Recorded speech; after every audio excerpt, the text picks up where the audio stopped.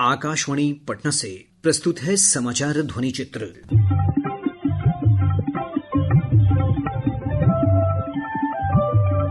आज के इस अंक में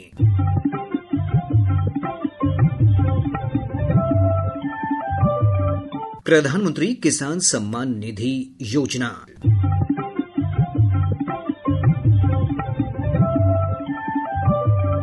मतदाता सूची का विशेष गहन पुनरीक्षण अभियान,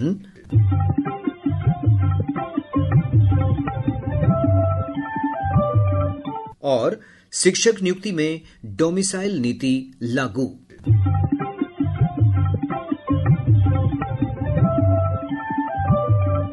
प्रधानमंत्री नरेंद्र मोदी ने पिछले दिनों वाराणसी से पीएम किसान सम्मान निधि योजना की 20वीं किस्त की राशि जारी की।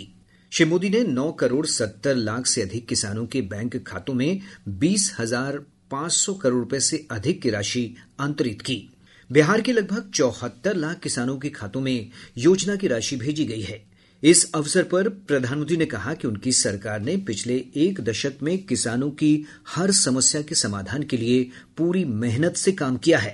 देश के 10 करोड़ किसान भाइयों बहनों के खातों में 21,000 करोड़ रुपए पीएम किसान सम्मान निधि के रूप में भेजे गए हैं। और जब काशी से धन जाता है ना, वो तो अपने आप प्रसाद बन जाता है। श्री मोदी ने कहा कि केंद्र सरकार ने प्रधानमंत्री धन धान्य कृषि योजना लागू की है। इस पर 24,000 करोड़ रुपए खर्च होंगे। इस योजना पर 24,000 करोड़ रुपए किसानों के कल्याण के लिए, कृषि व्यवस्था के लिए, कृषि विकास के लिए 24,000 करोड़ रुपए खर्च किए जाए। देश के ऐसे जिले जो पिछली सरकारों की गलत नीतियों के कारण विकास की राह में पिछड़ गए, उन जिलों पर प्रधानमंत्री धन धान्य कृषि योजना का फोकस होगा। प्रधानमंत्री ने कहा कि हमें स्वदेशी का संकल्प लेना चाहिए। इससे जहां एक ओर किसानों और लघु उद्यमियों का सशक्तिकरण होगा, वहीं दूसरी ओर रोजगार के नए अवसर भी पैदा होंगे। अब हम कुछ भी खरीदें तो एक ही तराजू होना चाहिए।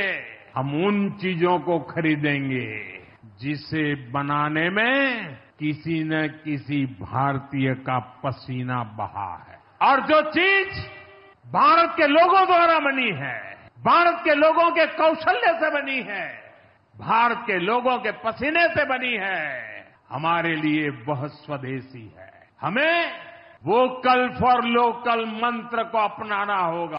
श्री मोदी ने कहा कि आज वैश्विक अर्थव्यवस्था आशंकाओं से गुजर रही है और अस्थिरता का माहौल है। ऐसे में भारत को अपने आर्थिक हितों को लेकर सजग रहना होगा। आज दुनिया की अर्थव्यवस्था कई आशंकाओं से गुजर रही है।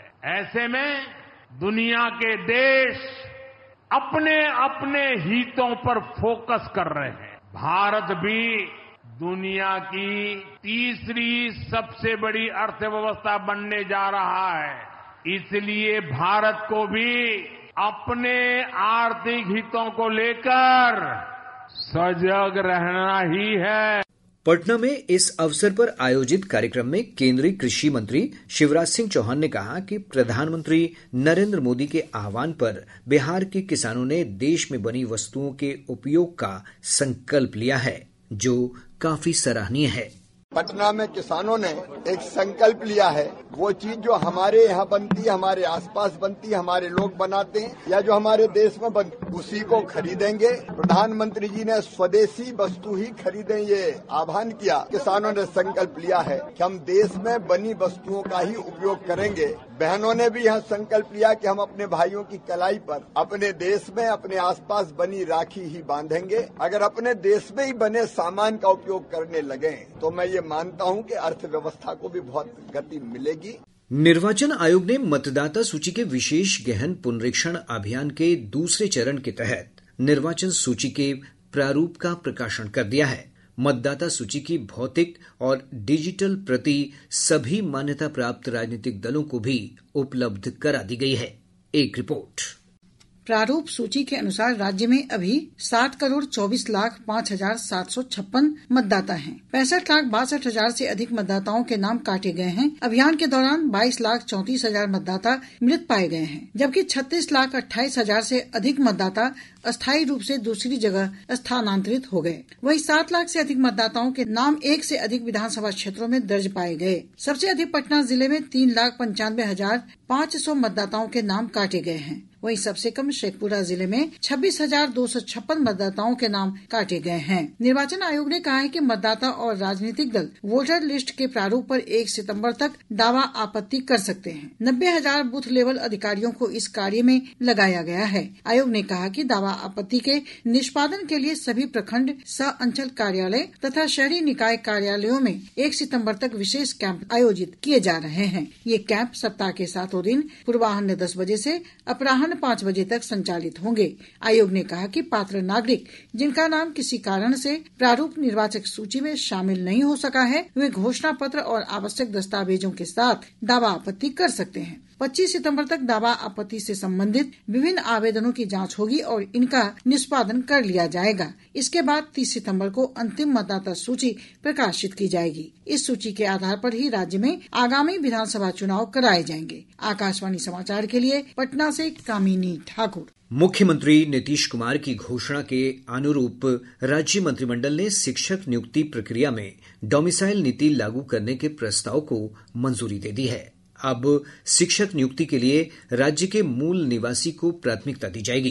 कैबिनेट विभाग के अपर मुख्य सचिव डॉक्टर एस सिद्धार्थ ने बताया कि डोमिसाइल नीति शिक्षक भर्ती परीक्षा के 4थे चरण से ही प्रभावी होगी।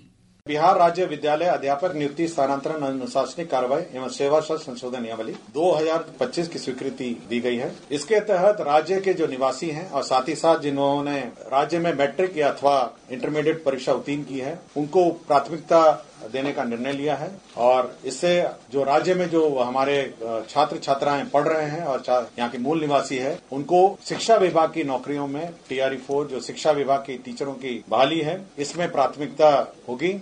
राज्य सरकार के इस फैसले का छात्रों ने स्वागत किया है। युवा पूरी तरीके से संकल्पित है कि हमारे नेता आदरणीय नीतीश कुमार जी ने जिस तरह से बिहार के युवाओं के लिए उन्होंने भविष्य के लिए सोचा है, इसके लिए हम लोग और खास करके जो डोमिसाइल नीति कल उन्होंने लागू कर दिया है TRE4 और TRE5 में, उससे पूरा बिहार उनको धन्यवाद, पूरे बिहार के युवाओं के तरफ से उनको धन्यवाद, आभार। और 25 से 30 फिर से नीतीश। जो भी शिक्षक का तैयारी करने के लिए करते हैं बीएड करके छात्र, TRE4 से और TRE5 और 4 का आयोजन किया जाएगा, जिसमें डोमिसाइल नीति का लागू होना एकदम आवश्यक है। बहुत पुरानी चली आ रही थी और इसको नीतीश कुमार ने लागू किया, इसके लिए मैं नीतीश कुमार को धन्यवाद देता हूं।